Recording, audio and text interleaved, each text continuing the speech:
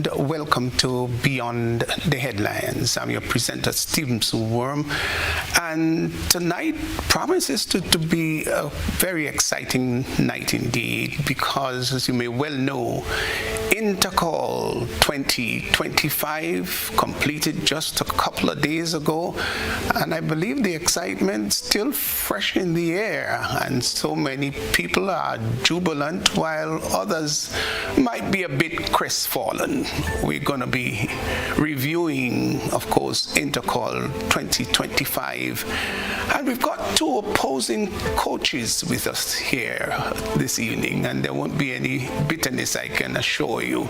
Let me now introduce you to our guests, and of course to my immediate left we've got Mr. Micheal Francis, who is the coach of St. David's Catholic Secondary, and to his left is a GBSS boy, of course. He is Javid Noel, one of the athletes, and Mr. of course Nicholas Benjamin, coach of the Grenada Boys Secondary School.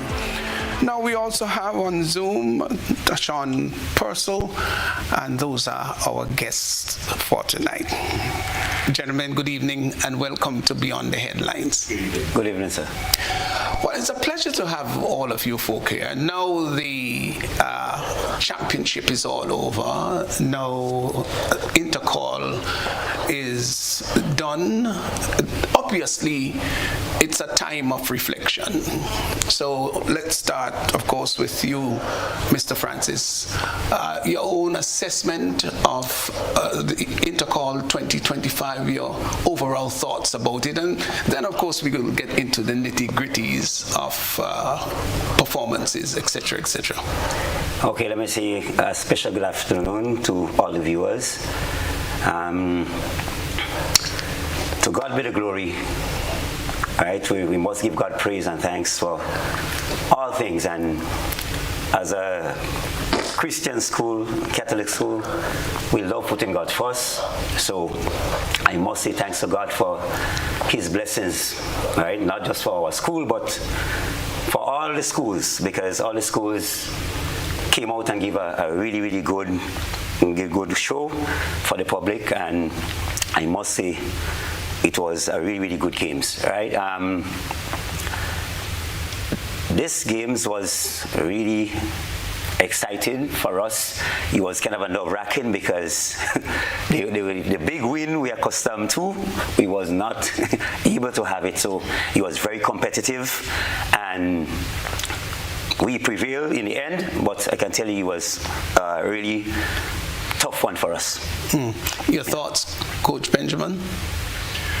Pleasant good night to all viewers. On the GBSS end, we had a good time.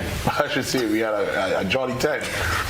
We went into the games hungry for the victory. We lost it last year, as you can recall, and myself and my coaching staff and our team, we went there with a mission. We went there with a goal to carry back the trophy to the GBSS. Now, let me ask you, were there any sort of contact and any sort of needling and bantering leading up to the championship? I'm not talking about the athletes now, but let's say a coach-to-coach thing. Was there any bantering, any talks, any? Well, it's customary. It's customary. Myself and Mr. Simon and Mr. Charles and other coaches, we are accustomed. We were accustomed hitting at one another, coming close to competition, and it is friendly. I think sometimes it makes you work a little harder, but it's nothing personal. We go outside there to participate. We go outside there to work hard. But then at GBSS end, we don't just go there to participate. We go to win the championships. We don't just go to participate. So we come make sure we're ready. Let me ask you, how important was this particular year's championship to, let's say, GBSS? It was this year's 140th birthday. We keep up the slogan, "Great is the GBSS," and I think after losing last year, coming out this year and showing our colors and making sure that we won, it stood up to our motto, the prize to the ones who wants it. We went outside there and we worked hard. And I think leveling the playing field, SAS 21 wins, and GBSS 21 wins. I think that's leveling the playing field, and that is what we were outside it through. Yeah, you talk about celebrating 140 years of existence. Was that in any way inspirational? Yes, actually it was, because this year was a phenomenal year for the GBSS.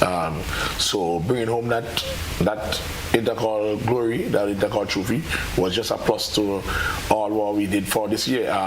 Knowledge Board was one, and that was on our birthday too. So I think at the GBSS, as we say, great is the GBSS, and we stand to that. Javid, let me ask you, of course, most students are proud to be students of their particular schools. What does GBSS mean to you as a person, as a student first? Well, GBSS means a lot. I mean, the way I go to school, I get an education, and I think in payback, I do my best outside on the track. Yeah, but was that the school you always dreamed about going to? Well, yes, growing up, I saw my brother, so he went GBSS, so I was like, hey, I want to follow in his footsteps and go GBSS too. Was there anything that he did as your brother that sort of inspired you? Yeah, he also did track and field. Mm-hmm. Yeah. Okay. Let's go across to Tashawn there at home in St. David. Tashawn, good evening and welcome to Beyond the Headline. Yeah, you'd want to unmute, so if you're hearing me, Tashawn, just unmute. Good evening. Yeah, so welcome to Beyond the Headlines, welcome to the show. Tell us a little bit about your starting and being involved in athletics. How did that come about? Well, during my late years, while I was young, like say 7 around it, that when I really took up running. And the first time I run, well, I win plenty of medals because I didn't really know that I had such talent. But after a while, I didn't feel the spirit anymore, so I gave up. But when I came back in Form 1, I got encouraged by Miss Williams to start back training, and when I train, I got better eventually, and I started to gain the passion for running again. Yeah, well, the thing is, I remember you as a little kid. There was a sort of mini cross country many years ago, and I think you won that, if my recollection was right. Is that a natural thing that you have, or is it that somebody saw there was this athletic ability in you and pushed you? Well, it is natural, but at the same time, one of the teachers in the primary school saw the potential, and they pushed me to try athletics. Mm-hmm. And then getting into St. David's Catholic Secondary, it is a very competitive school. Of course, the girls have won so many championships over the years. How inspiring was that for you in such a school? Well, for me, it was very much inspiring because, like, coming into a school of champions, it gave me motivation to become one of the champions one day. Very nice. Well, Mr. Francis, I'm going to come back to you. The girls have dominated. Your rival over the years, of course, has been SAS and Anglican High School. Coming into this year's championship, what was the level of confidence among? Let's talk about the girls first. Well, coming into the championship, we realized we have to be straight up. We realized we had some weak areas, especially in the seniors, right? Because some athletes left, they graduated and left. So we always knew that the victory we are accustomed getting in an easy manner, we knew that it will be challenging this time around. And going into after first day, you will realize the points. First day, second day, you will realize, and the Ken High School was right there, SAS was right there. And since before Intercol, we was hearing that SAS was making a big statement saying they were going to win both championships. So we keep on hearing that they wanted to make history by winning the both championship. So we would hear all the recruiting athletes, we hear they training hard and they coming. So we always knew that this year going to be a challenge year for us. So thank God that we use our experiences. Thank God we have one of the best coaches on the island, Mr. Paul Phillip, who is our head coach, right? And he is the doctor behind all our successes, right? So we had to dig deep, we had to plan, we had to strategize, and we came up with the victory. Nicholas, I just need to, find out, because you had this rivalry. We just heard that SAS was hoping to have a double victory to get a male and female championship. You don't have that. It's just all boys affair, so to speak. You know that your main challenge would come from SAS. Did you have your thoughts about any other school? Was that in the back of your mind, or is it SAS only? Well, competition-wise, Intercol, SAS. However, SAS came, I think they came too overconfident, I can tell you that. We also have to remember that other schools are training, because I think if we could recall, the first point standing of the day of the Intercol games, the first point standing, the team that was in front was PBC, while GBSS and SAS was on one. Now, Boca Secondary is a school to keep your eyes on. Boca Secondary. St. David's is always there. PBC is training hard, and they will be there. GBSS will always be there, and SAS will always be there. But I think SAS keep their eyes on GBSS, because they knew that we lost last year, and we lost because of one race. And I can make it official now. Usually when GBSS loses in the call, we loses in the call by mistakes. A button may fall, a boy may fall start. Mere points. But when GBSS wins the Intercol, we win by a lot of points. And we can go right back in all the history books of Intercol. GBSS don't win Intercol by 3 and 4 points just like that.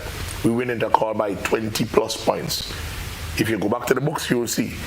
SAS, on the other hand, will win by 6, 5. A mistake. Sometimes it could be 13 points, one button, one race. So the Intercol games was a little more challenging, not for us, but for the St. Andrews Anglican School, because PBC was there when they was looking at GBSS. Boca was there when they was looking at GBSS.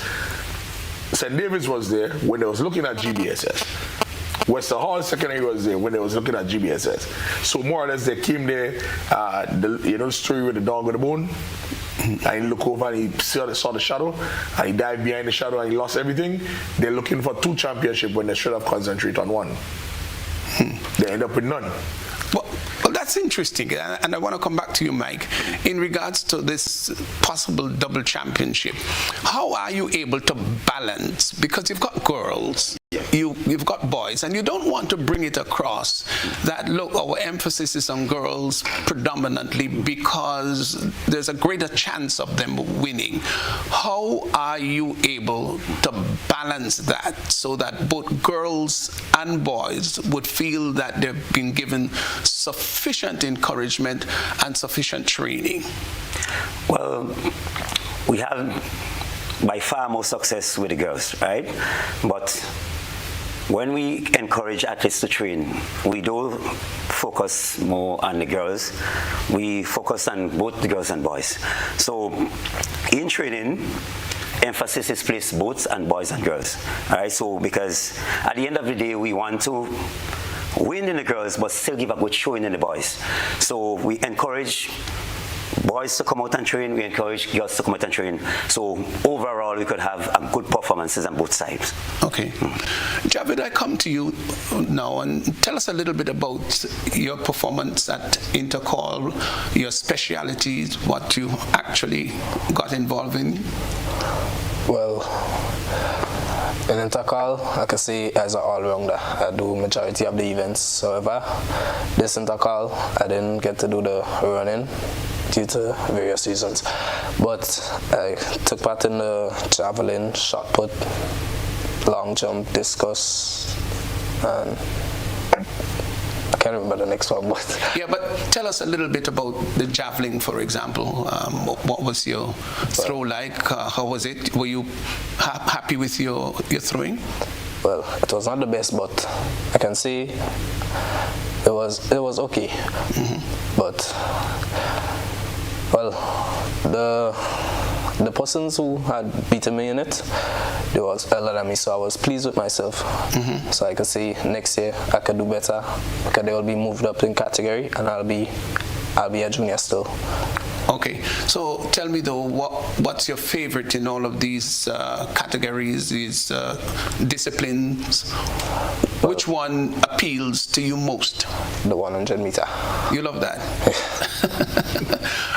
Mr. Benjamin, you'd want to just amplify a little bit about him. He seemed to be into the field events, but he does talk about liking the 100.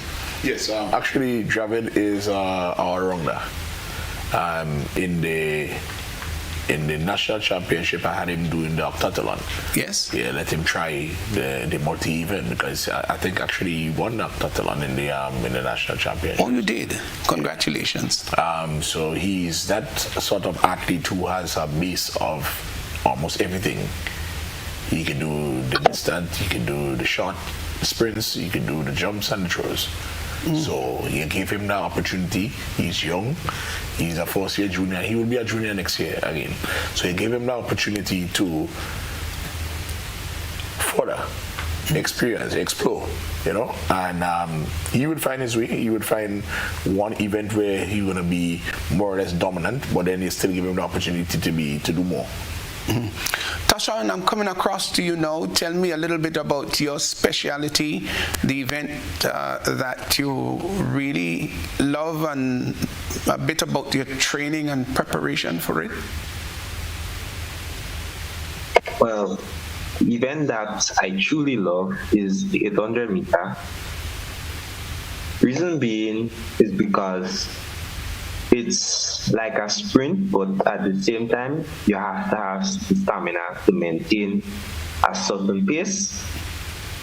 And to me, that is very engaging and exciting. My preparation during the course of off season was a lot of endurance races, 5 miles.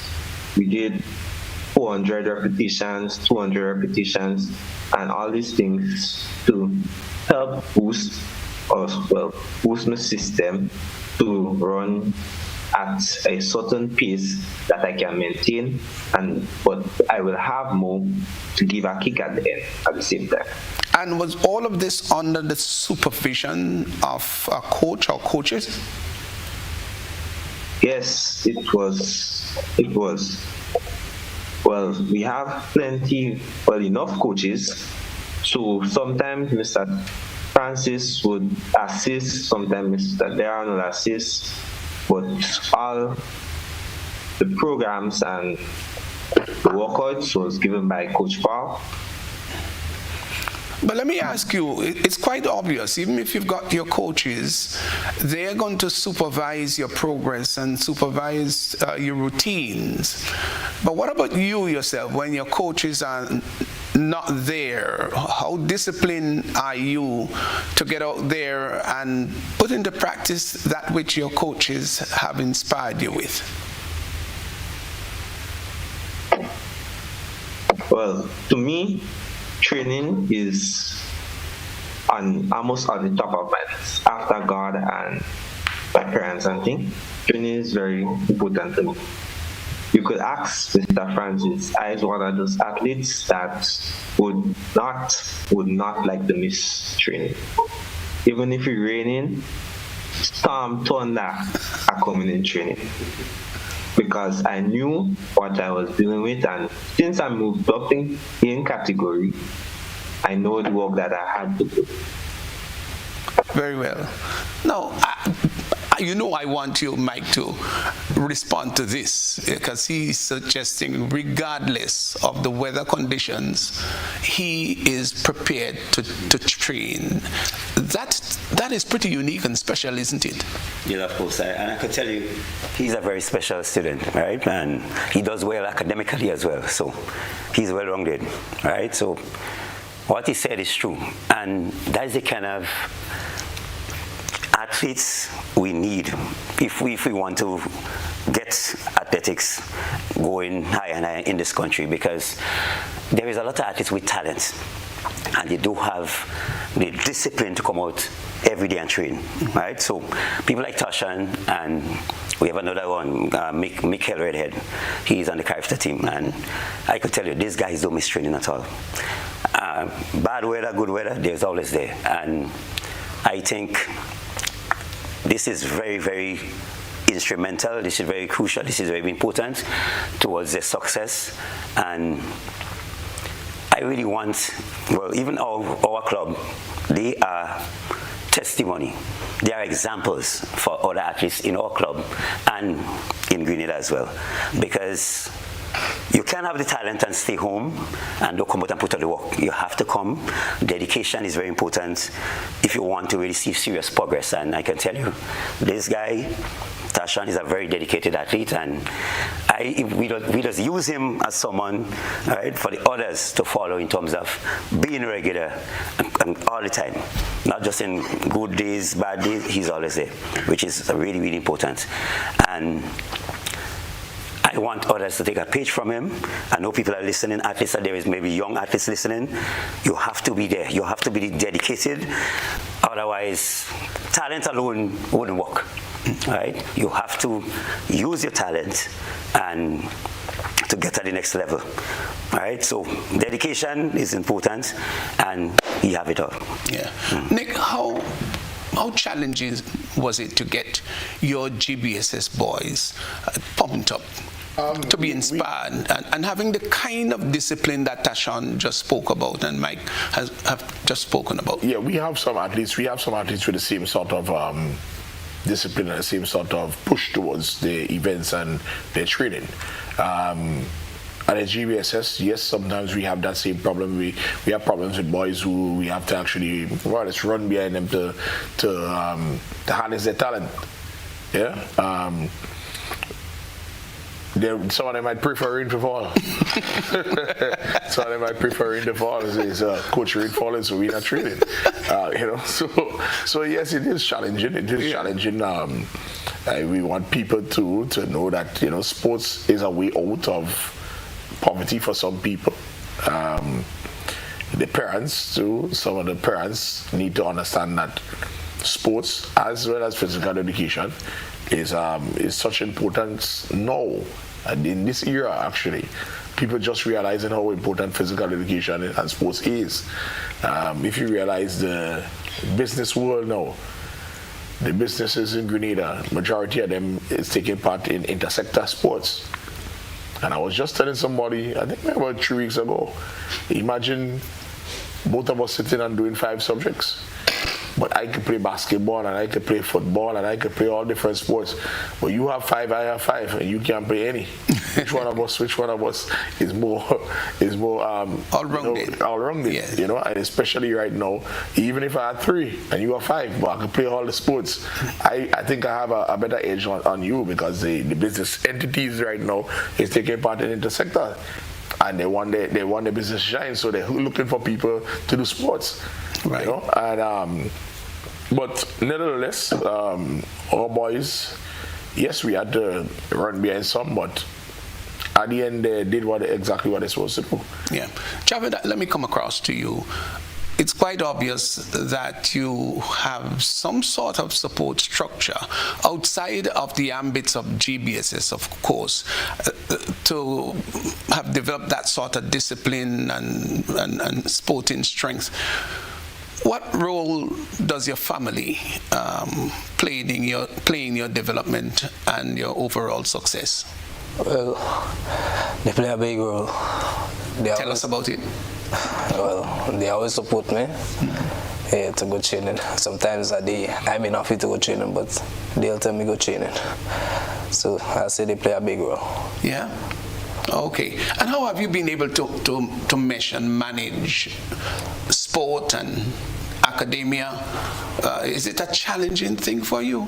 Well, I will not say so, but maybe for me, but it's not challenging for me at all.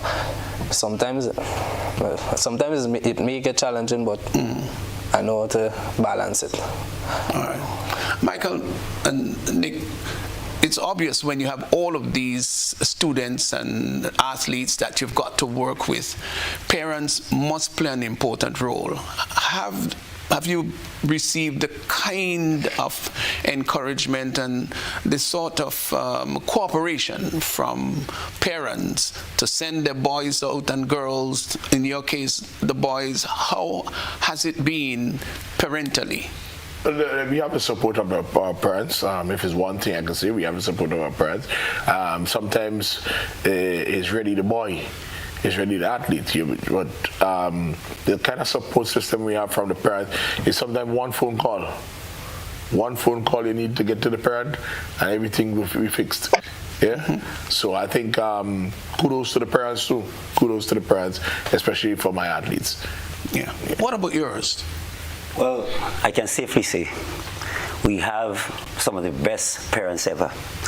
The support and love they have for the sport and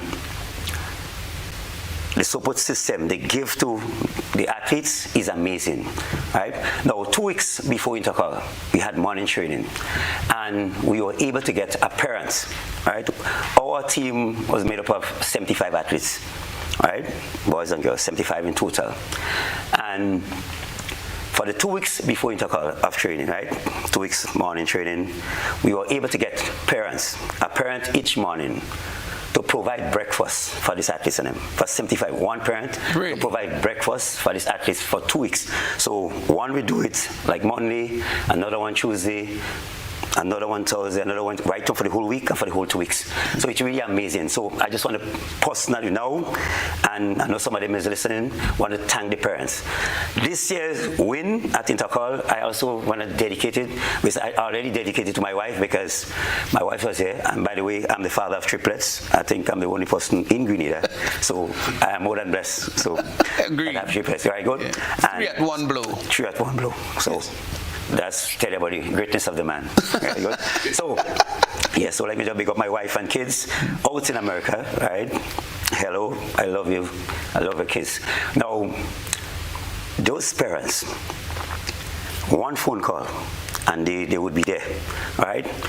Our victory celebration, the Friday, parents was there cooking. The Saturday, up to yesterday, we still cook, right? And parents was involved. So our parents, very involved, they're very supportive, and I just want to thank them. On behalf of the principal staff of the St. David's Catholic Secondary School, I want to say thank you to the parents. And they have the loudest mouth on the finish line, I could tell you, together with some of the GBSS parents. They're very vocal. They're not afraid to show the colors. They tie, whether they're red, they represent strong. Mm-hmm. And while we're on that, I just want to say thank you also to, if you look at the jersey, right? Thank you to Mr. Wagiti, our sponsor. We appreciate you, sir. Thanks. Mm-hmm. Well, let's just also talk about the arrangement before and during the championship. So just before Intercol, and both coaches will tell us, what do you do with your teams? Do you bring them together and have a camp? What happens just before Intercol and during the 3 nights or days of Intercol, as the case may be?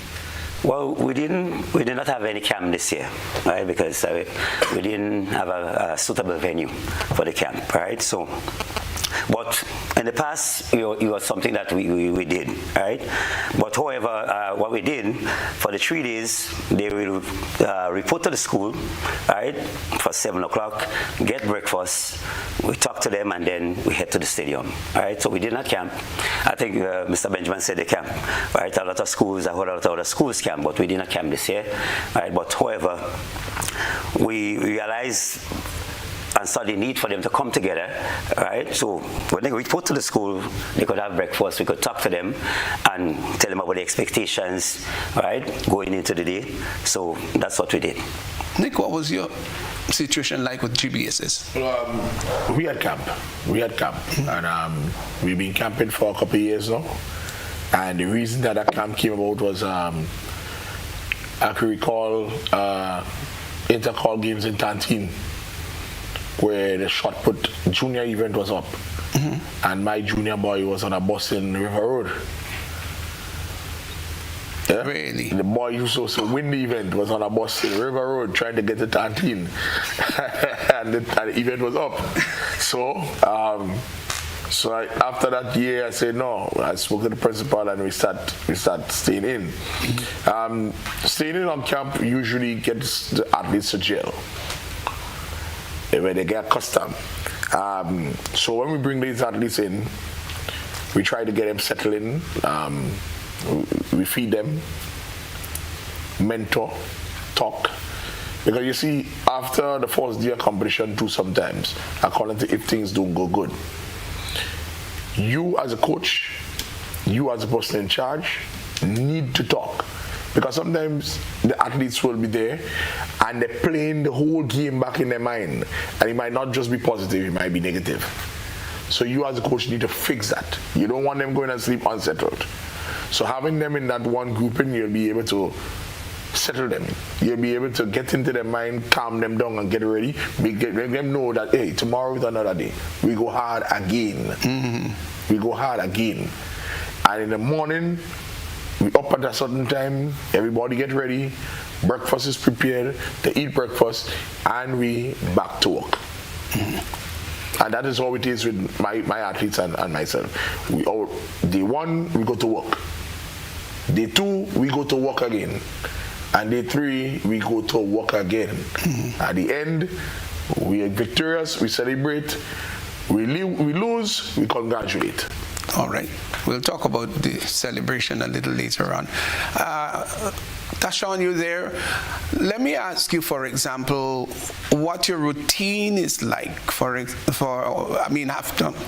after day 1, for example, or preparing for day 1. Tell us a little bit about your sleep, how you psych yourself up. What do you do to motivate yourself in preparation for Intercol? Well, to motivate myself, I did not really need to do it, because that is one thing about the St. David's staff. They always motivate. But I am different. In spite of getting the motivation from the staff, teachers, coaches, I listen to a motivational video, some speech to get me more active and into the mode of going to come. Okay. Javid, any particular thing you do, any routine, your sleep pattern, does it change? You go to bed a bit early, a little later. What do you do? Early morning rise? Tell us a little bit. Well, motivation. Well, I was already motivated. I already knew we was winning the Intercol, so my confidence was up already. Javid, let me honestly ask you, when were you convinced that GBSS would win Intercol? I hear you saying that you were already aware, you knew that you were going to win. How early did you know that? Well, watching preparation, I know we was in front. We was going to win. So I wasn't really bothered by anything. I was already motivated. Nick, I want to ask you something though, because this is important. SAS, they're having the annual sport Do you go and peep them? Do you go see what's going on with them? Well, funny enough is, I have only been to SAS Sports about 3 times. And this was one, this year was one of the year I never went. I didn't get a chance to go. However, we have friends, we have GBSS well-wishers. When these guys go and sit in your sports, these guys give the exact information that you need. SAS members come to our sports and they have a special stand. They always hear me before really? our sports stand. Yeah, because it's competition. Yeah. It's competition. So sometimes you need to know what you're coming up against in order to prepare. You need to know. What about St. David's Catholic? You folk go and look and see what's happening with the other schools? Well, that's something we used to do from way back. Years gone by, our coaching staff, we never used to miss McDonald College Sports, SAS, GBSS, high school, right? And some of the other top schools. Because when we come out, so that we'll have a pen, a pencil, and we write, you understand, we write some of the times. So when we have our sports, then we compare, right? So that's something we did over the years to kind of have a kind of understanding of what the competition will be like, right? So that's something what we do. I mean, coaching staff didn't do it this year, but I think like a lot of the sports now they was live, so which was a good thing. So like when SAS Sports was going on, I viewed for a long time, and then I see some girls, and when I watch the time, I see we in for some problem. You understand? So paying attention, you have to study your opponent. You have to look. You understand? So sometimes in between, that's part of the whole game. Sometimes you look, because the same thing over the years now. You have coaches that come in our sports and do the same thing. So that's a normal thing. Competition brings out that. Right. So you have all these schools having their individual sporting meet on a yearly basis. Yeah. Then comes the big day, the massive day. It's crunch time. It's the real deal now. This is Intercol. You have some of your athletes who are obviously first-timers. When they get to the stadium, it might be an overall situation. Now, if you've got your individual sporting activity, yearly sport, you have what you may call minimal crowd. Intercol is massive. We're talking about thousands. What sort of preparatory things do you do as coaches so that your athletes can maintain poise, don't become extraordinarily nervous, and don't panic at such a big, grander occasion? Let me hear you first, Mike. Yeah, well, especially for the Form 1s, they're just coming in, and yes, they may have competed in primary school, but even that crowd is a smaller crowd to Intercol, right? The crowd in Intercol is more intimidating, much more fast, much more, I can tell you, trust me. So what we do, a lot of chat. We have a lot of chat with them, especially as the time comes closer. Right? So the younger ones, we will have motivation speeches. We'll get teachers who are very good in sending across a kind of message of confidence to them.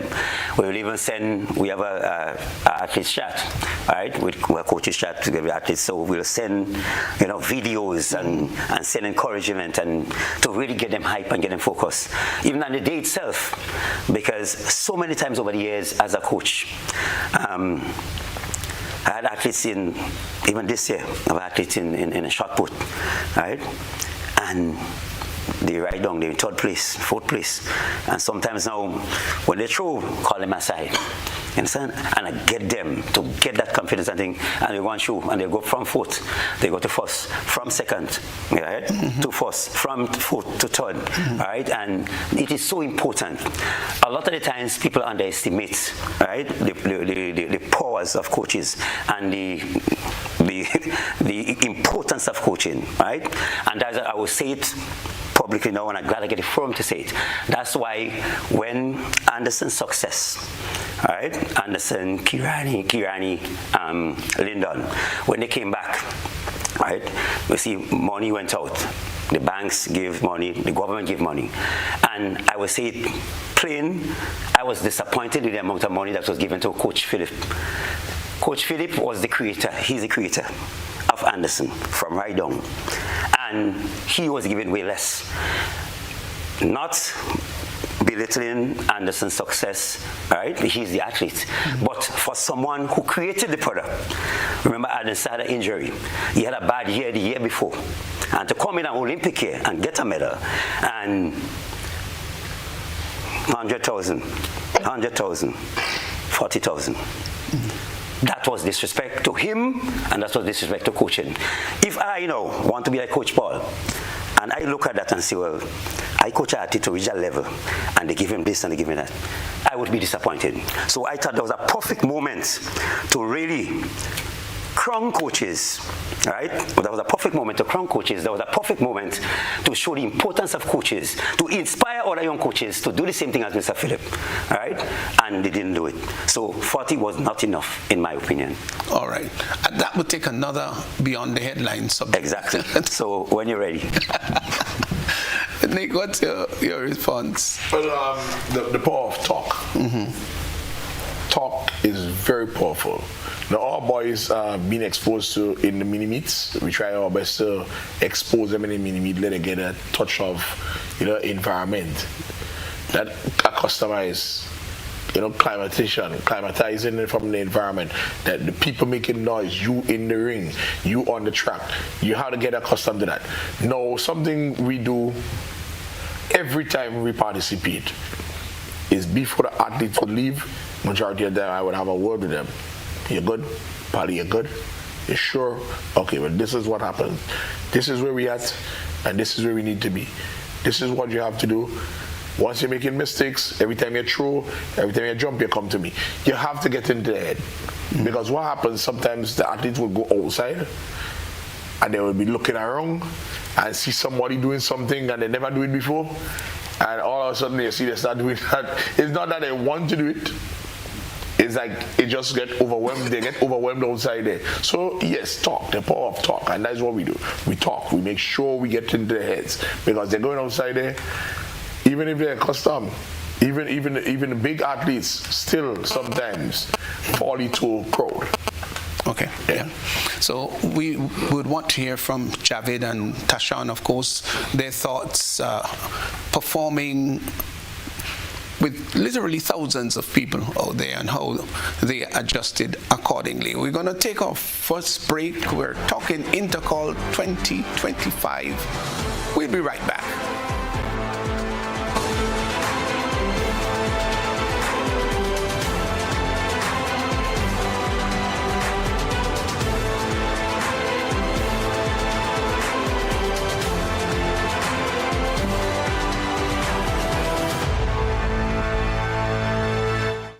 Mobility, a common theme woven into the very fabric of human history. From ancient wanderers to modern explorers, our instinct to move, to seek something greater, and to grow has always driven us forward. Imagine a journey into pathways of boundless opportunities and endless possibilities. A collective future where the vibrant rhythms of the Caribbean, rich culture, and welcoming community create unforgettable experiences.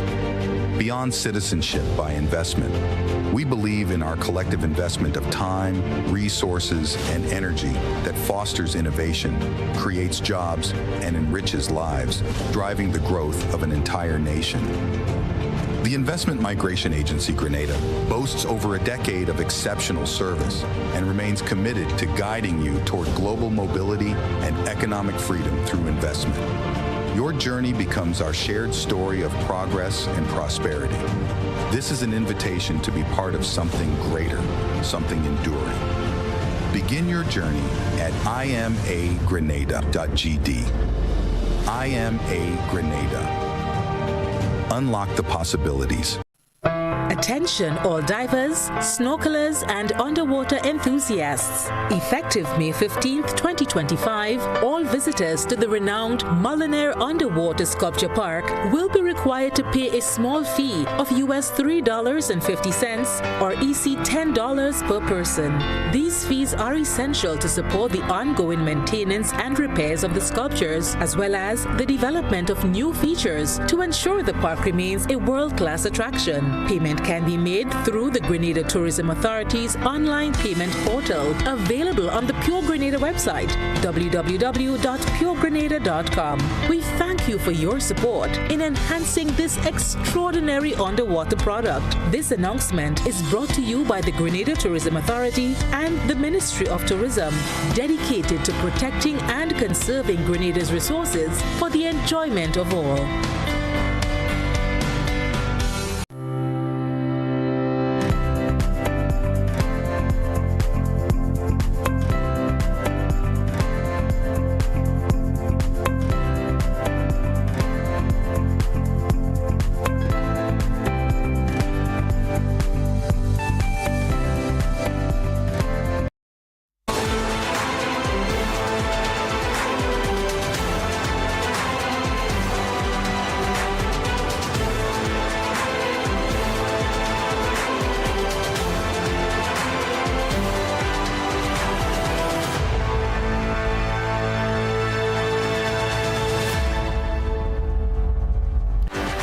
And welcome back. Of course, we're talking Intercol 2025, and we're featuring, of course, the two successful teams in GBSS, and of course St. David's Catholic Secondary, and of course St. David's Catholic Secondary winning the female division. So let's go to Tashawn. Tashawn, tell us a little bit about the atmosphere at the stadium. It's a massive atmosphere, it's big crowd, rather noisy. How have you been able to maintain your composure and perform well? Well, to me, the big crowd is not a force for me, so it might not be as overwhelming as someone who is a first timer who now coming in Intercol for the first time. But being there, all you got to do is just stay focused, keep your head in the game, think about your race plan, and if you're throwing, think about what the coach told you before and during the practices. That's all you got. Yeah. Javid, what about you? Big occasion, noisy, you can hardly hear yourself. How do you manage? Well, the environment wasn't a big deal for me. This is not my first time participating in the games, so I already got acquainted to the environment. Mm-hmm. Tell us a little bit though about your first time experience. Was it intimidating, nerve-wracking? What was it like? Well, for my first time, well, yeah, we could say it was nerve-wracking. It was, wasn't it? Yeah. What helped you though to sort of stabilize yourself and to make you compose? Well, at my first games, I had a brother I looked up to in the game, so he was on his P's and Q's, so I'll imitate what he will be doing. Okay. Yeah. Oh, so you got inspiration from him. Yeah. Coaches, we want to talk a little bit about the crowd. You folk were impressed with the volume of people that came out, particularly on the final day. What were your thoughts about the crowd participation? The first day of the Intercol, I didn't have plenty people. I didn't really see anything much. Second day, it was still scanty. The crowd was there on the third day, because everybody is expecting greatness from their schools. So the support was there. Support came out. I think we need to support our athletes a little more, even on the first day. I think the Principals Association as well as the organizers put events sufficient events, I should say, on each day to pull the crowd. But everybody wanted to be there for the bang. I should say everybody wanted to be there for the bang to see who would be crowned the boys and who would be crowned the girls, and they just happens to go the first and the second day. Is that easy really to change around, Mr. Francis? Everybody's vouching for that third and final day. Even if you strategically put certain events, bring them forward to day number 1 or let's say 2 as the case may be, is it really sufficient to attract the crowds to come to day 1 and 2? Well, actually, over the years, one of the reasons they have poor turnouts on the first day was they used to have a lot of heats and things on the first day. Yeah, prelims, and then from the second day and third day, then finals. And it was a great move to have final events and holidays. But I think this year the weather was terrible the first day. I mean, I thought they would have called up the first day, but the weather was terrible. And so I think that was a major factor in the attendance, right? Because the weather was just, it looked like it was not easing up at all, and so so that affected the attendance. But the move to put finals on the first day and the second day, and to put major and not just finals but big events like 100, might be seniors, but my sub-junior, or junior girls, or sub-junior girls, or prep girls. So mixing it up, I feel was a really good move, right, to kind of get people. But as Mr. Benjamin said, the support is still low-key. So we need to have, you see, like on the last day, the crowd, we need to have that kind of crowd first day, second day, third day. So that's, I think, well, the general public, right, I should try the best now to come out, and not just the last day, but all the days. But I can tell you, the last day was really something. When I reached young there, and we're coming with the team so very early, the line was long, you understand? So we need to see that kind of long line from first day right up to the last day. We're going to start maybe awarding first day champions, first day champions, second day champions, and then the grand bang. Because I think the people already comes out to see that bang, the final set of events. And I can tell you, we remember just spoke about the organizers. They did well. They did a good job. They did well. They did a good job. They spread events right through the 3 days, where they had big events the first day, big events the second day, and better ones on the third day. Relays, sprints, middle distance, everything. So it's just that the patrons was just more or less interested in the tournament, the battle. Yeah, the battle. And the overall disciplines of the spectators, are you happy with it? Have they been respectful?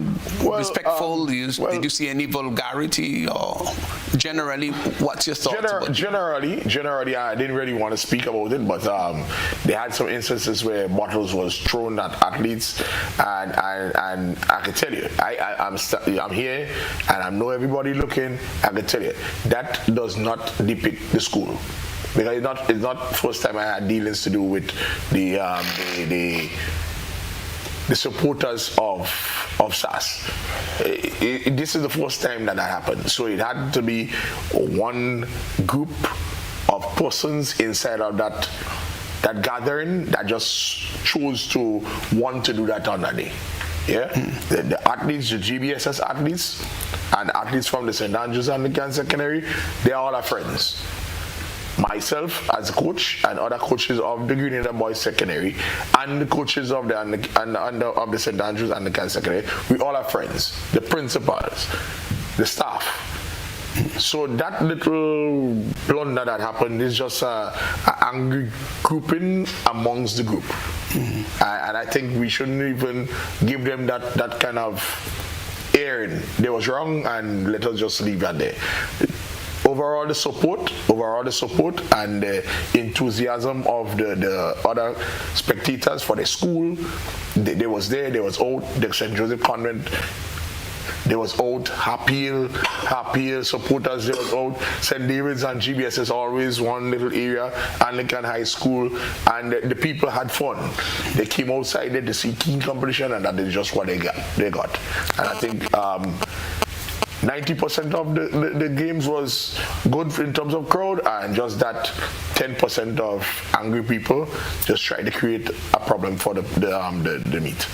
Might there be something put in place, of course, by the organizers, now that you've seen little elements of disturbances and disrespect, so that before the games are held, patrons and spectators are told, look, if you get involved in any untoward behavior, you can be ejected, you can be debarred from future games. May that be something else that they want to look at? Based on the attitude of some people, debarred, the first thing they will say is, okay then, I think fining. Give them a serious fine. Because you telling them, you do this, I'm going to stop you from coming to the stadium, they still go on the social media and say they'll do it again because I think this is what I saw. So then it don't make sense. It don't make sense you're debarring them. I think a harsh fine would work. And of course, with cameras, the cameras are all over now. Cameras all over. Cameras all over. I think we had a good games. Yes. We had a good games. It's just that. Let's look at some of the other schools in the competition, because I know that both of you are winners, but it will be unfair for us just to talk about GBSS and St. David's Catholic Secondary. We've got St. John's Christian Sec, we've got PBC, we've got Boca Secondary. And I think, interestingly, we're told that all the schools got off the mark rather than schools come in at the end of the day with no points at all. Your comments on that? I'll take you first. Yeah, well, this year championship was really a good one, right? You see the improvement, right? And I must big up the coaches from all the other schools. You could see definitely what was done, right? You could see Boca, PBC, right? Well, you all know SAS, right? Happy Hill, McDonald College. You could see a lot of schools coming up, and they're not just coming with and get 1 point or 2 points. They come in and get 20-something, 30-something. Even Carriacou, school from Carriacou did really well. So that's a really plus for athletics on a whole. And I would just like to big up all the coaches from all the other school. One love. I mean, at the end of the day, yes, it's a competition and we want to win, but right, the love and the rivalry, right, is there at the same time, because Benjamin, we are really good from years gone by, but you understand? But when I have a fit in a race, you know what I mean? I want him to beat that GBSS guy, you understand? So the rivalry is there, but at the same time, the love and respect. But sometimes coaches, sometimes they take it a little far, and you get that kind of thing. But generally, the love is there, and I just want the other coaches continue to do what they are doing. They're on the right track, and in the future, I could see Intercol getting more and more competitive, and which is good for the sport. Athletics. Yes, I show the same sentiments. It's only up from now. I'm not seeing anything to debar or break down the spirit of coaches. The Anglican High School had very good performances. Boca Secondary, PVC, especially in the jumps. I think George broke the junior record that was sitting there for a while. And I said Boca already. Happy Hill Secondary. J.W. Fletcher had points on the board. Westmoreland Secondary had points on the board. So you can see that something is happening. And this is what made the Intercol games so interesting. When SAS was looking at GBSS, they was not looking at PBC. They was not looking at Buka. They was not looking at other schools. So when probably GBSS didn't have, PVC had. So it's all in how you formulate the point scheme, who is working, who have, and who don't have. Yeah? If you don't put these elements together, you'll never understand how to win Intercol or what to do to win Intercol. Isn't it something scientific, if I want to put it that way?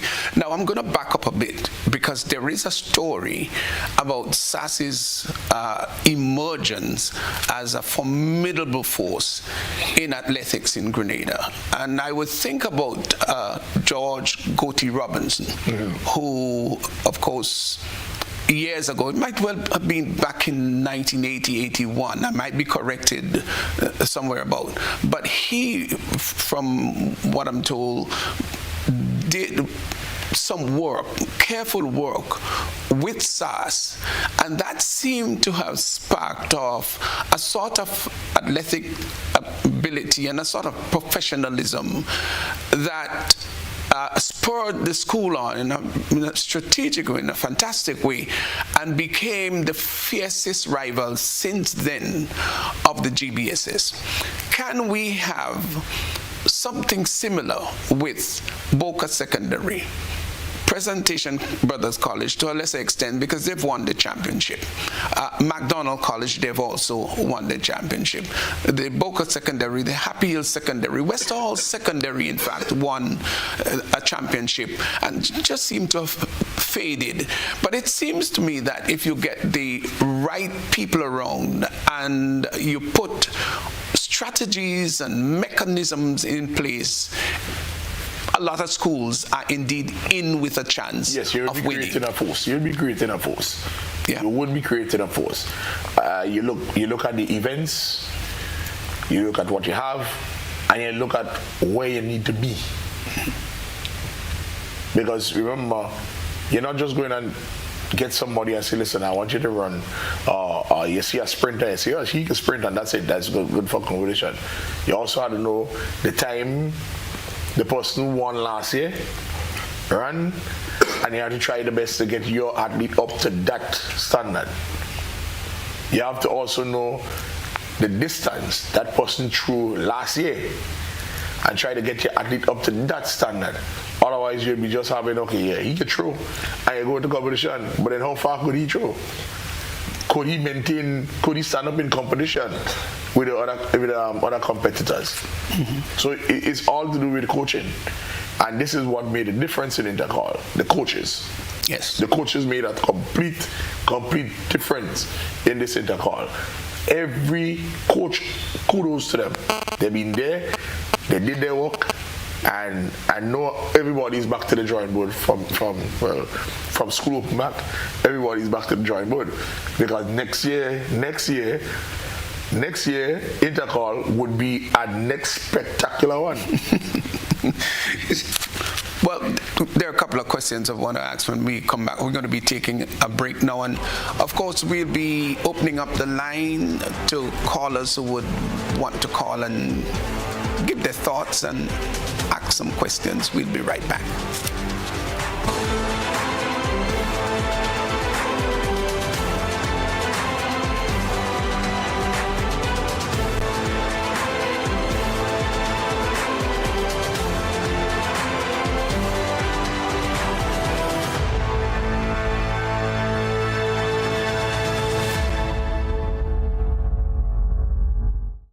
Need to install or repair your plumbing? We've got you covered. Whether you're setting up a new washing machine, replacing a leaking faucet, or fixing that pesky dripping pipe, the Plumbing Supply Store is your go-to place in Grenada. We offer a wide range of plumbing products to make both new installations and maintenance a breeze. Our shelves are stocked with top quality products including pressure and waste fittings. And if you've been struggling with blocked drains, have you heard of Melt? This powerful drain-on-blocker liquid is a game changer, designed to prevent and clear blockages, making it ideal for hairdressers dealing with clogged wash sinks. We also carry a wide selection of repair kits and replacement parts to bring new life to all plumbing fixtures. Visit us today on the Woodlands Main Road or call 444-1377 for expert advice, top-notch products, and a warm welcome. At the Supply Store, we do everything plumbing.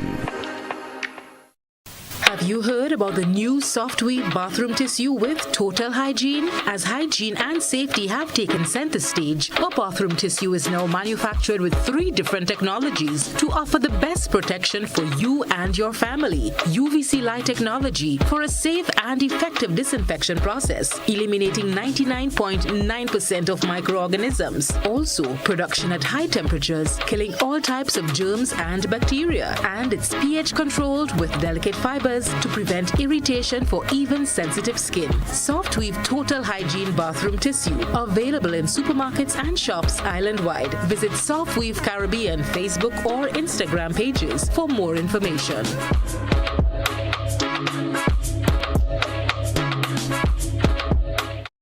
GRENDEC Community Partnership Initiative. On behalf of Netball Grenada, we want to say a special thank you for the contribution made. We are certain that the contribution that had been given would be put into good use and we would bring home great results. GRENDEC, energizing our community.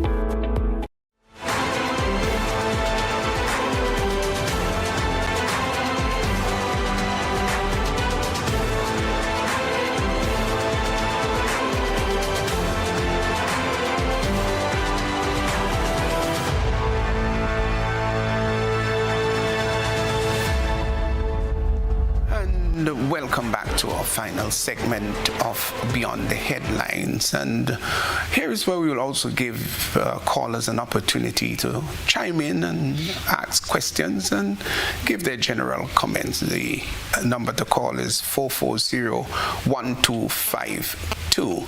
Let me ask the student guests on our show tonight. Tashawn, you there, tell us a little bit about what the future plans are for you in regards to athletics. Well, my future plans going towards the future is to train more harder, like put in more work so that next year I could come back strong again. Maybe not in Intercol, but the national champs or any other sport. Yeah, and your confidence level is high. Yes. Very well. Javid, what about you? What does the future hold? Well, from now, start to work hard, train hard, and look to get a scholarship to study further in the States. So. Have you had any challenges with injuries? No. By and large, you've had pretty good health. Yeah. Oh, very well. Keep that up. We've got our first call on the line. Caller, good evening. Welcome. Go right ahead, caller. Hello? Yes, go right ahead. Yes, I am calling in connection with what mechanism is in place to deal with students, especially when a false start occurs. And secondly, even though on the 3, the stadium was actually filled, but I think I didn't see an advertisement regarding Intercol, so we cannot always take it for granted that persons will come to the stadium. Okay, thank you, caller. I suspect the caller is talking about the media houses talking about Intercol and maybe challenging people to come out to Intercol. But let's take the second or the first comment in regards to, what did she say, the false starts. Well, I saw a couple of false starts. What we have to say about the false starts is the referees are in charge. Sometimes we see it, and sometimes we don't. Sometimes it's unfair. But we saw a couple of the false starts in the games that, I mean, up to now I haven't understand what happened. But you know what? As I said, the guys, let us stay positive. But they've had some problems with those false starts. They had a lot of problems with the false start. Okay. They had a lot of problems with the false start. Okay, we've got another caller. Caller, good evening. Welcome to Beyond the Headlines. Hello? Yes, go ahead, caller. Right, my question is particularly to the coaches. Are they satisfied with the quality of the facilities and the equipment in the preparation of the athletes, such that you can take them, to the next level, maybe character, and get the athletes to reach their fullest potential?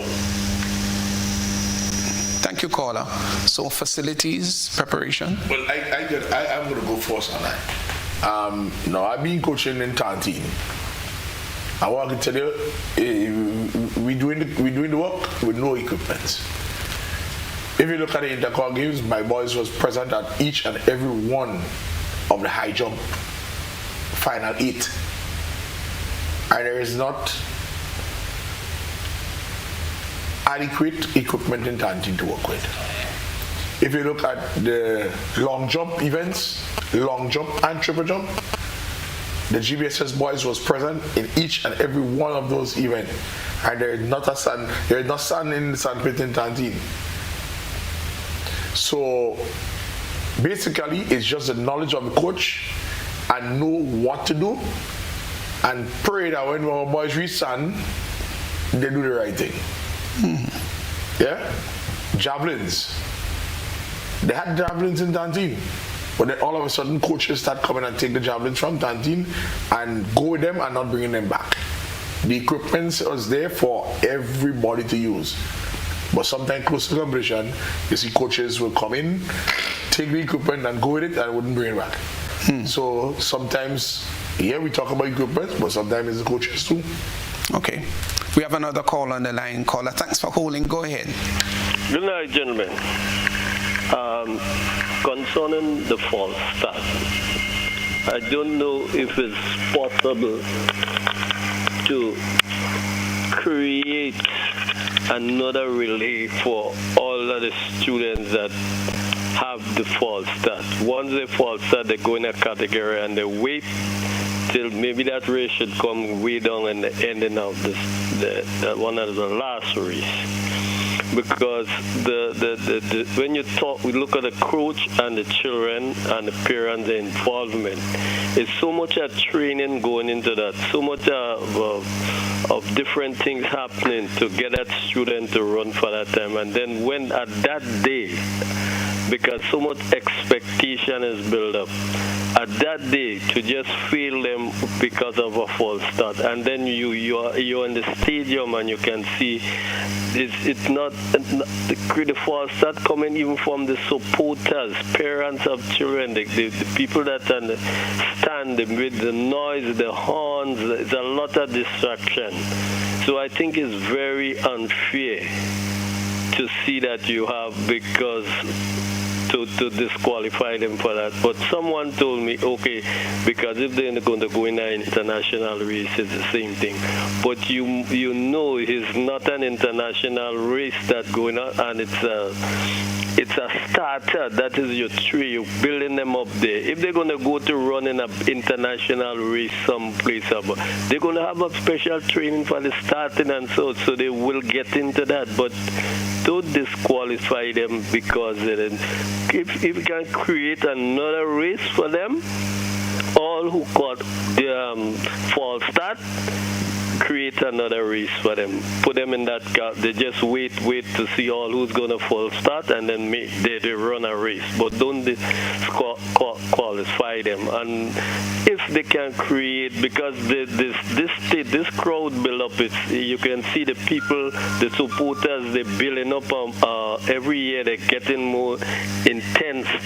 So especially for the finish line, I think we can come up with an idea with you break a wire mesh just in front of them and just bring it up a little high high, so that if they're going to pelt these bottles, because it's not a hard bottle, it's plastic, so that it would not go directly, it will hit at that fence, that wire mesh, instead of going onto the field of where the students are.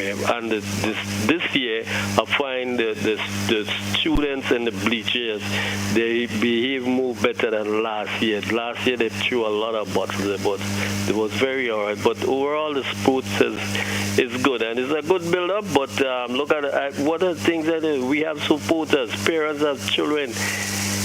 Right in front of me, you parents, and we know the cost of the stadium. Children, people standing on the seat and jumping and doing this thing. That is real. There's a lot of ill-discipline thing going on in that sports there, and that is not coming from children, from big adults that come in to support. I think we need to do something. We need to be better people. Thank you very much. Thank you very much, caller. Of course, we have to understand, coaches, if there is what you may call a apostolic flaw, that the athletes cannot be faulted for that. And there is the whole long question about whether there should be consideration given to these athletes. But somehow I believe in letting athletes know that their career doesn't end at Intercol, and you're preparing for greater things. So false starts are heavily penalized. They must also go into a race understanding that. Am I right, Mike? Yes. Well, okay, I understand what the caller is saying, because I mean it's really hard to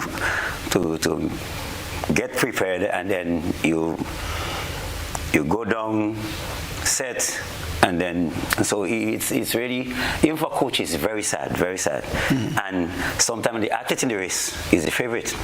So I'm going to speak from a competitive standpoint. Sometimes the athlete you come to points, right? Let's say, like Shadi John. We know Shadi, there is nobody to beat Shadi in the senior category.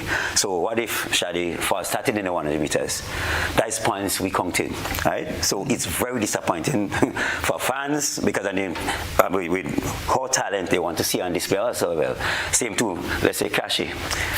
Let's say he first started, even sometimes rivals still want to see him, you understand, because of his talent. Mm-hmm. So it's very disheartening when this first starting, when athletes first started, but it's all part of it, because yes, and it's part of the discipline. Part of the discipline. So if you're going character, and if they wouldn't get no chance. That's correct. So I understand we saying they could run after maybe, but that is what it is. Okay, it's harsh, but that's the reality. Yeah, for start and you out. We have another caller. Good evening. Thanks for holding. Go right ahead. Caller, you there? Hello? Yes, go ahead, please, would you? Go ahead, caller. Yeah, good night. Good night. Hi, good night. Yes, we're hearing you. Go right ahead, would you? Yeah, what I want to find out is why there is such a disparity in the different schools. Let's say, when I say disparity, I'm talking about example, a school like SAS, where the SAS been winning the primary school. I mean, St. Andrews been winning the primary school sports for a number of years. But yet for all, St. Andrews only got 2 secondary schools. But one is doing very well. I don't know if it's the recruitment. I think there is a recruitment now where coaches go out and look for the best athletes. So I think a school going into Intercol and only scoring 1 point is very disappointing to me. I think the gap is too much. Another thing, I think interviews, the school need to teach the young men and the young women how to do interviews, because they're going to do interviews internationally. And overall, I think it was a good Intercol. I would like to know which is more difficult. Is it the training kids from primary school or training kids who are already in secondary school. Okay, thank you, caller. Let's just take that last. So, I understand the question that he asked. How come they said the team from St. Andrews, primary level, won the duty gives so much time, yet for all, there's only one school that will actually stand up. And yes, it is scouting. It is scouting, right? And then again, why is it, and I add this piece because he asked it, why is it St. George's as a duty primary school would probably place third, fourth, second, and yet for all will be able to compete amongst the primary school kids from last year in a form who won the GUT primary school games. It all have to do with coaching, preparation, right? Okay. And then a lot of people don't understand too is you left out the private schoolers. The private schoolers. Sometimes when you see at the GUT games, you might see on 11, on 13, running something like 12 seconds or let me say 11.9 in the primary school, but then you didn't look at the private school where you have one that running 11.7. So sometimes here you see the primary, but you're not seeing the private, okay. Right? And it all has to do with coaching. Yeah. While we wait for another call, could you tell us a little bid about some of the other athletes that you saw, not particularly from your school, but these are some athletes that we've got to look at. Kyle Ned. Yeah. Kyle Ned is phenomenal. I can tell you that. That is a great athlete. Ian Judge, Kamal, Joseph, and he's going to go a long way. Kashi Stephen, Shadi John, Egypt Regis. You can talk Javid, he's sitting here. Kalis, Christophe.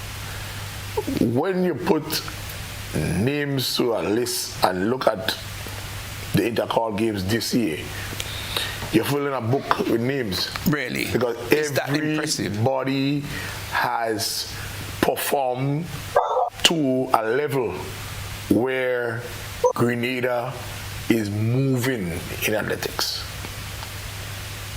Everybody performed. Right or wrong, the Intercol.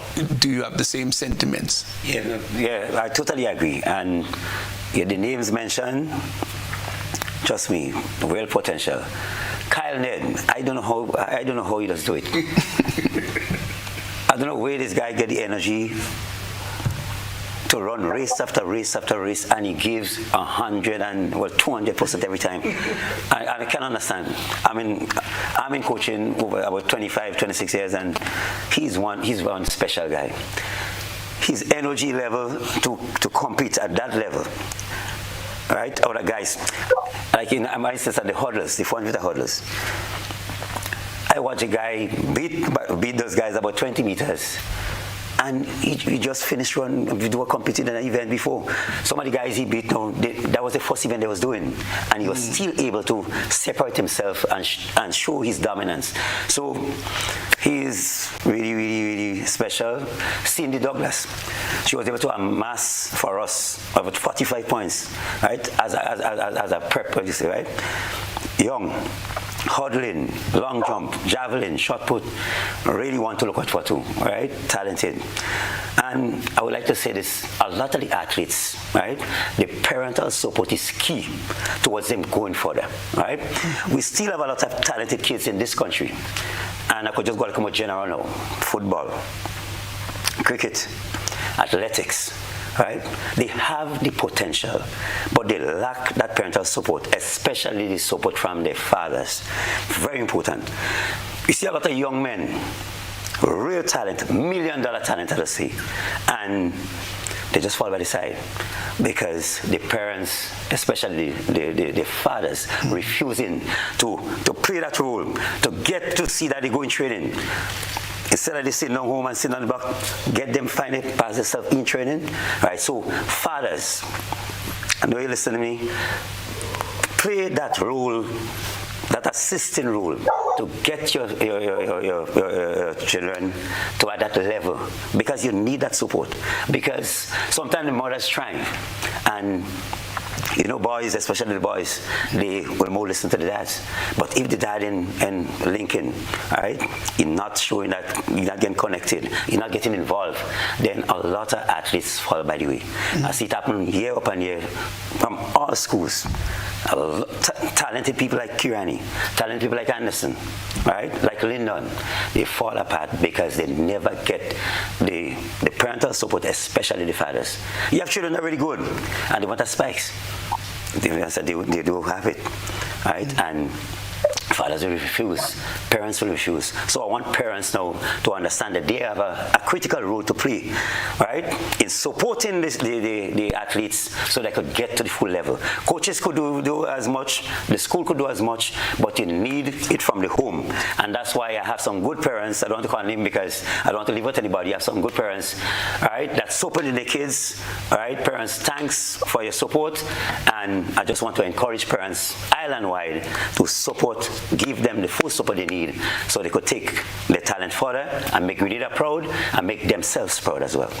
Coach Benjamin, this afternoon I was talking with Stephen's father, and I was highly impressed because he told me that he is in his son's life, encouraging him where necessary, and not like one of those delinquent fathers who won't do anything for their son or their daughters. And that to me was highly impressive and highly important.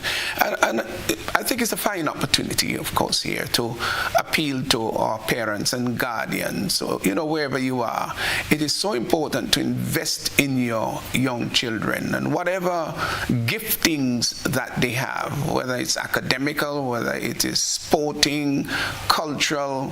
It is so important to invest as much as possible into their overall development. You never know where your child would go. Agreed. Yeah.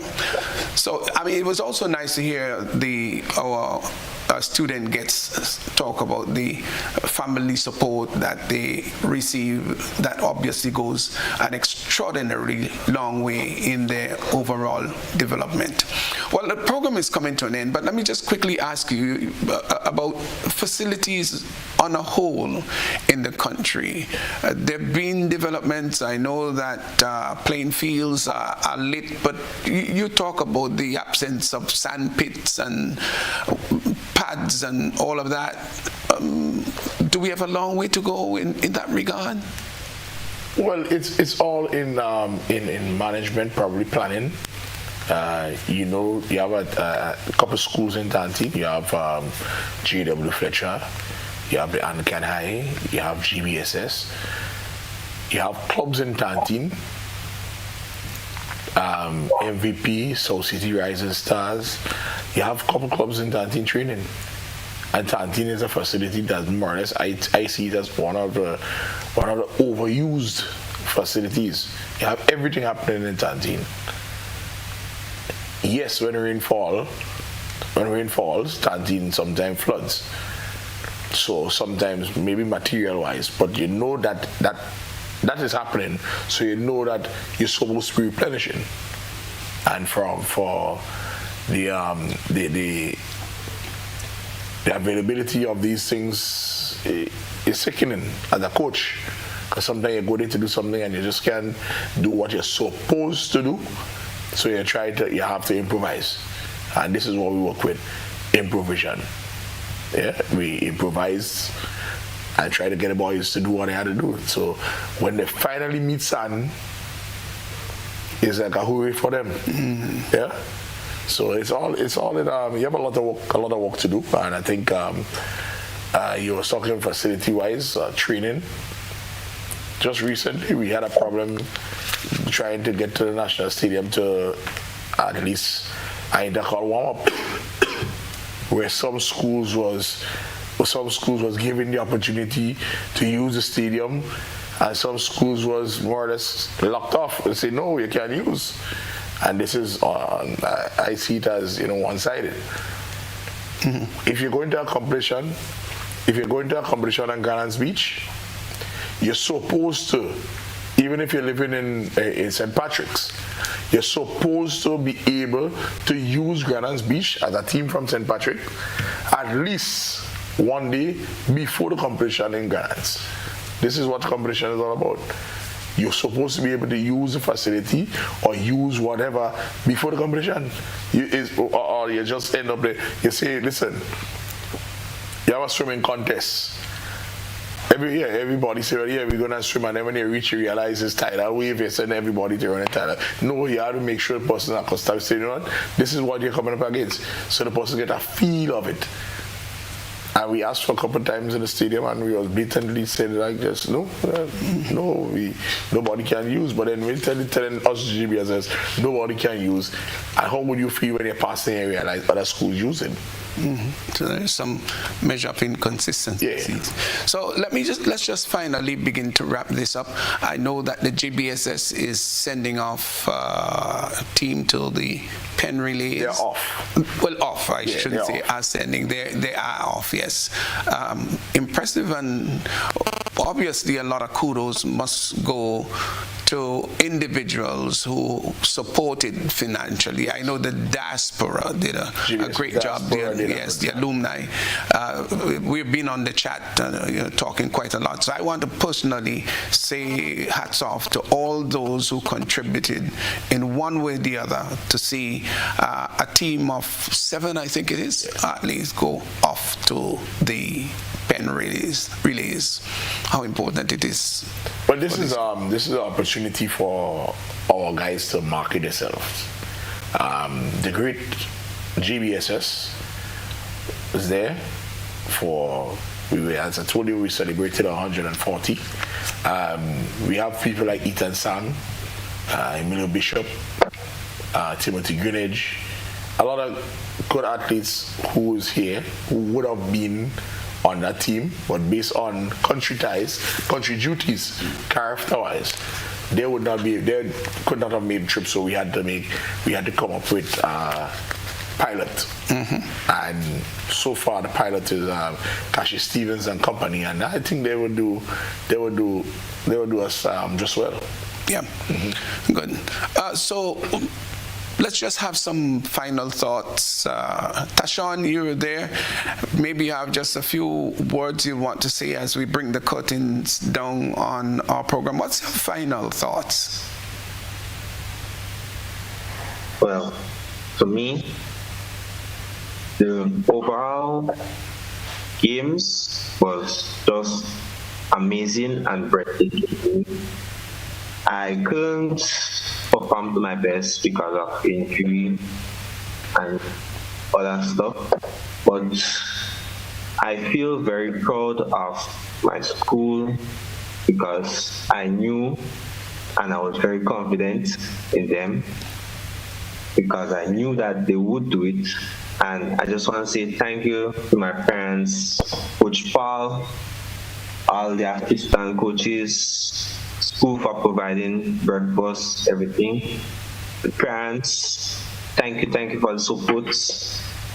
You guys did awesome because it is truly amazing that you have come and show the love this for us in the stadium. I just want to say thank you. Well done, Tashawn. And let's go to our other student guests. So, Javid, any final thoughts for us? Well, Intercol 2025 was good. Yeah. And 2026 will be better. Yeah. You look forward to it, don't you? Yeah. Coach? Well, just to wrap up, let me say thanks to our sponsor, Wagiti. We appreciate it. And as I talk about the sponsorship, that's another area we need some more support as well, because as a school, as a successful athletic school, we still had problems getting sponsorship. So, and I know there is other schools now that are looking for that kind of support and help from the business sector, right? So, sponsorship is important, right? It assists in a big way, right? So, sponsors, business people, when you get an opportunity to help an institution, to help out a team, especially a team that is trying to get up there, a school that is trying to get up there, right? Give them the support they need, so financially it can be so much more easier for the school, so much more easier for the athletes. All in all, Intercol was a really, really good one. A lot of people tell me they prefer it like that because they don't like when points just far and first day St. David's Secondary win, first day GBSS win, first day SAS win. They say they like the kind of competition. So a few people mentioned that they find this one was better, one of the better ones in the past few years. So competition was good. Let me just big up all the coaches of the other schools. Big up St. David's Trailblazers, our president, Captain Victor, the whole coaching staff, Darren Azad, Danisha, Mr. Francois, and Mr. Radix, the whole crew, right, and all the athletes, all the parents. Thanks for the support, thanks for the love. The St. David supporters, they doesn't make joke. Intercol, you say something bad about an athlete, they will, you understand? They will give you a talk, you understand? So thanks for the support. The support has been excellent, not just for this year, for all the years. We're looking forward to continued support, and I know they'll continue support. So hats off to our parents of the athletes for the support and for the help. Thank you so much. And we're looking for that continued partnership and love, right, to the club and to the parish and to our school. I also want to big up the principal and staff of the St. David's Catholic Secondary School, right? One love, respect. 3 days of fantastic rivalry among the secondary schools, both in the girls and boys division. In the end, the Grenada Boys Secondary School from Tantine was victorious, and the girls in David's Catholic Secondary School, they held the trophy. What's going to happen next year? Well, we don't know, but we can obviously anticipate something great, something bigger and better than 2025. Thanks to our guests for coming in studio with us, and also, of course, our student guests who was at home but chime in on Zoom. Have a very good evening, and we really hope that you did enjoy Intercol 2025. Good evening.